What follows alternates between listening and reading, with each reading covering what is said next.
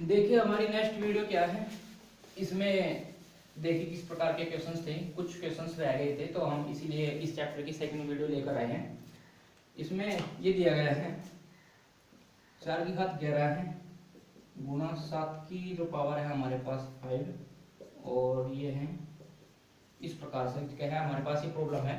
तो कैसे करेंगे, इसमें भी हमने अभाज्य गुणनखंड कुल कितने हैं यानी अभाज्य गुणनखंड, बात अभाज्य की हो रही है। ये क्वेश्चन आपको एग्जाम में देखने को मिलेगा। देखिए कैसे है, अब बात अभाज्य की है।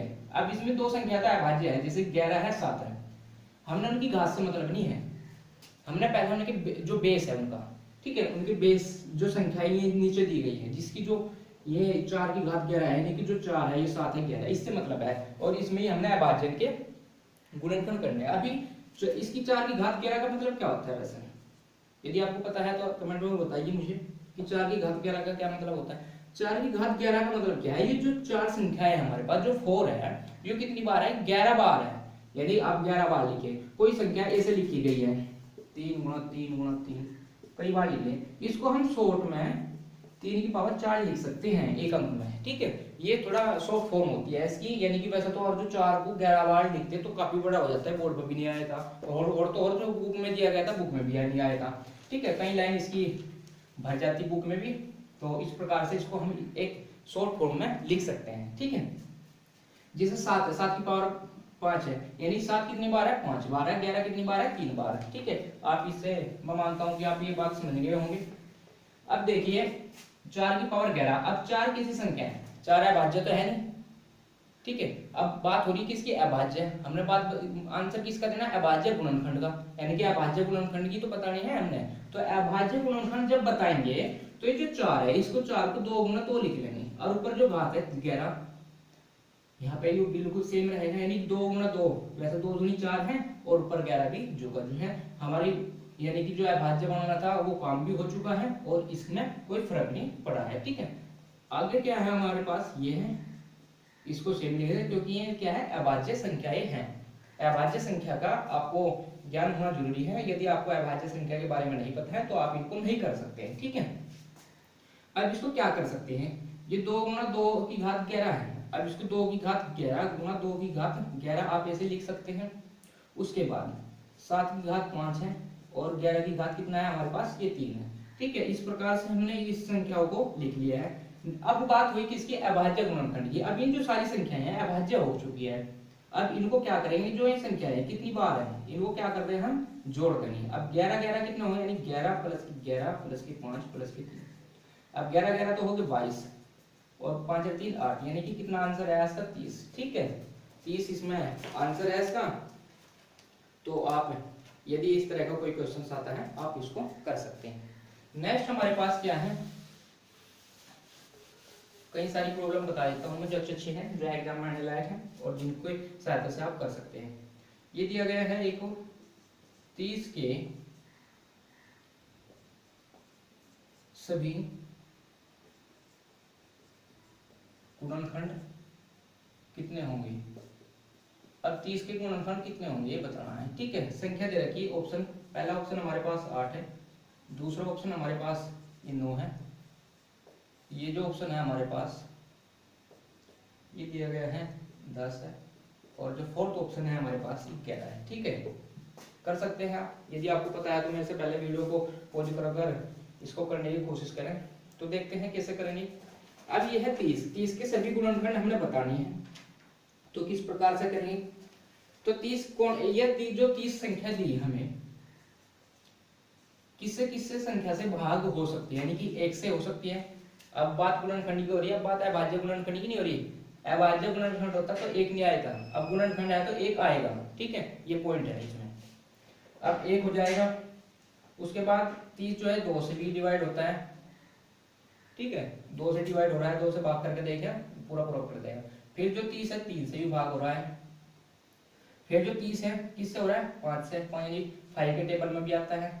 फिर 6 के टेबल में भी 30 आता है, 10 के टेबल में भी आता है।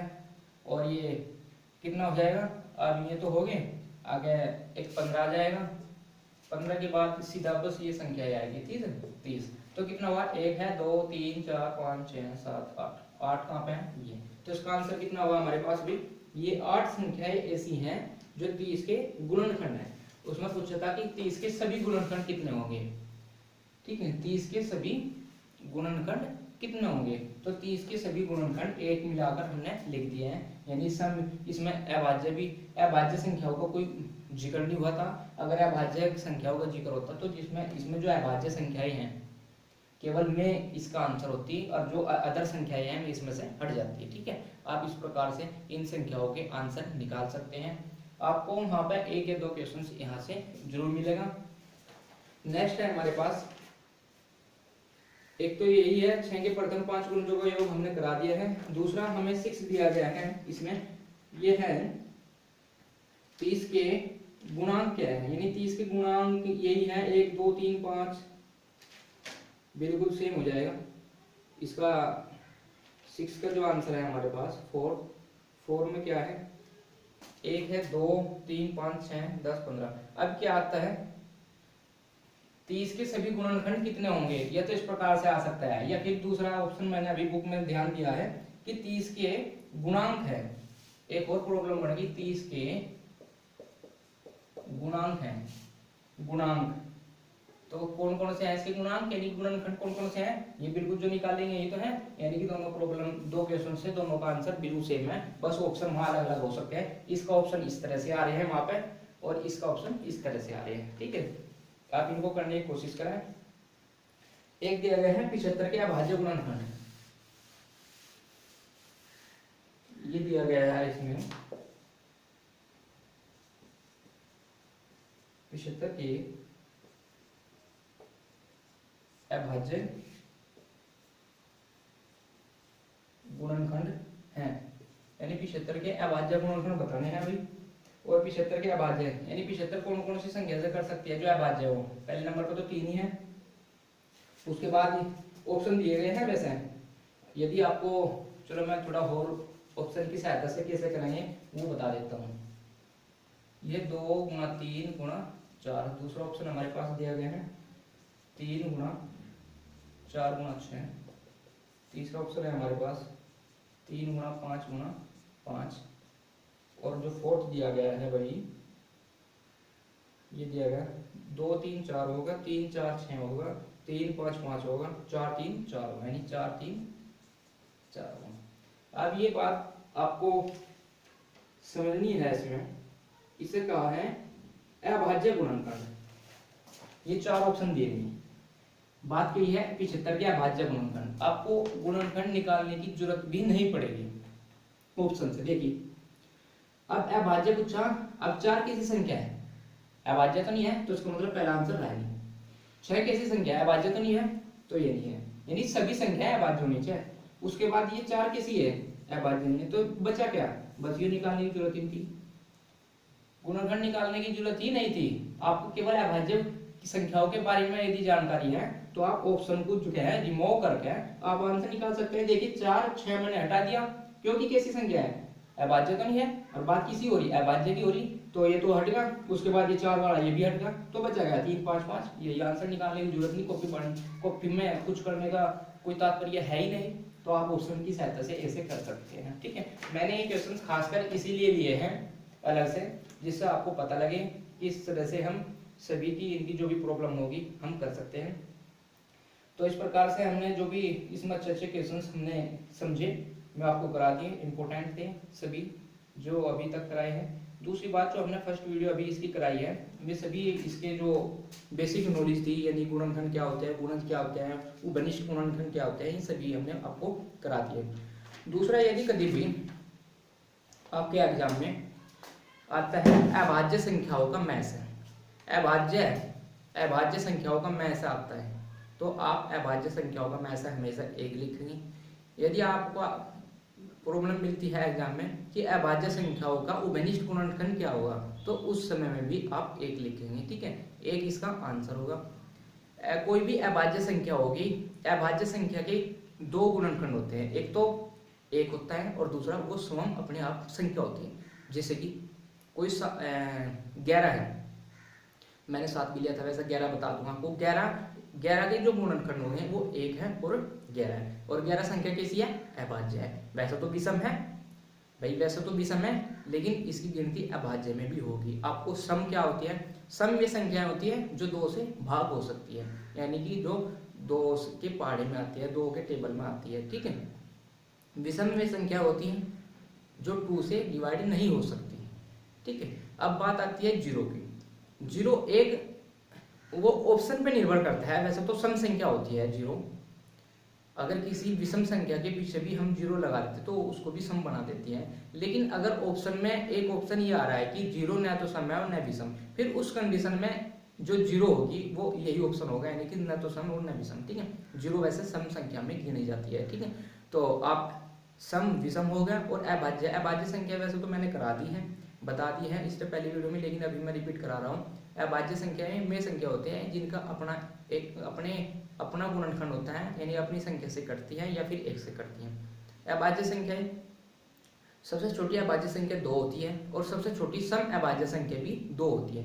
कि आपको एग्जाम में कई तरीके से बताया, वैसे तो मैं, अगर आप हमारी सारी वीडियो एक लाइन से लगातार देख रहे हैं तो आपको उन वीडियो में अच्छे तरीके से इंटरेस्ट आया होगा।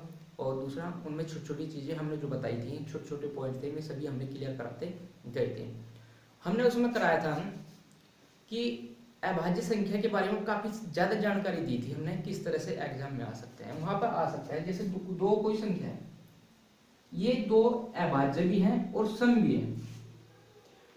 2 ही एक ऐसी संख्या है जो सम है और अभाज्य है। इससे अलग जो संख्याएं अभाज्य है वे सभी विषम संख्याएं होती हैं। देख लीजिए, जैसे 2 है, 3 है, 5 और 7, ठीक है, सभी क्या है? विषम संख्या। तो 2 किसी संख्या है अभाज्य है और सम है।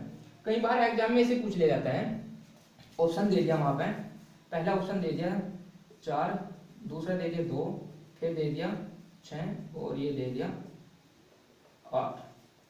वो पूछ लेगा कि सम अभाज्य संख्याएं कौन सी है।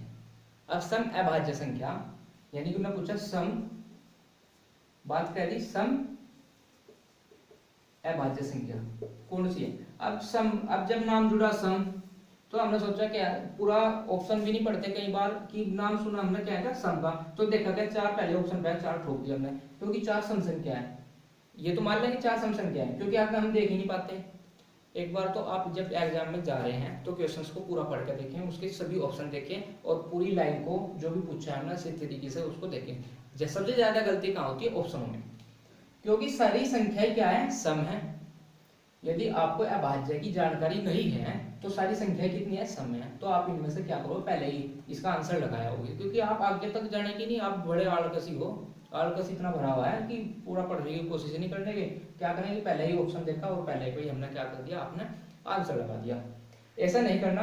आपको अभाज्य की जानकारी जब है तो अभाज्य के आपको पता होना चाहिए कि 4, 6 और 8 अभाज्य संख्या होती नहीं, तो उसका बचा क्या? 2, तो 2 ही आपका आंसर हो। यानी अगर आपको अभाज्य की जानकारी नहीं है तो अभाज्य की जानकारी जरूर कीजिए। अभाज्य संख्याओं की जानकारी इतनी ज्यादा इंपॉर्टेंट है, इससे संबंधित 2 या 3 क्वेश्चंस आपको देखने को वहां पर मिल सकते हैं, ठीक है। तो इस प्रकार के जो भी क्वेश्चंस यानी मैंने अच्छे समझे मैंने करा दिए हैं। तो ये सभी अभी तक की जो हमारा था फोर्थ चैप्टर हमारा कंप्लीट होगा। इससे संबंधित जो भी आपकी प्रॉब्लम होगी आप हमें कमेंट कर सकते हैं, यदि आपको कोई प्रॉब्लम हो इसके बारे में कुछ पूछना हो। दूसरा, यदि आपको हमारी ये वीडियो अच्छी लगी हो तो एक बार इसको लाइक, और चैनल को यदि अभी तक आप नए हैं हमारे चैनल पर, अभी सब्सक्राइब नहीं किया, चैनल को सब्सक्राइब करिए, शेयर जरूर कीजिए अपने यार दोस्तों को। तो धन्यवाद।